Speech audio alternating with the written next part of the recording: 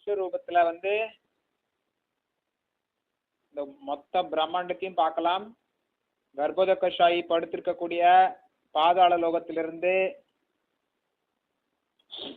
க்ஷீரோதகஷாயி விஷ்ணு படுத்திருக்கக்கூடிய துருவலோகம், பார்க்கடல் இருக்கக்கூடிய லோகம், அது வரைக்கும் நம்ம பார்க்கலாம். பகவான் கிருஷ்ணருடைய அந்த விஸ்வரூபத்துல ஆதி முதல் அந்த முறையும் பார்க்கலாம். பிரம்மா இருக்கக்கூடிய பிரம்மலோகத்திலிருந்து பாதாள லோகம் வரைக்கும் பார்க்கலாம்.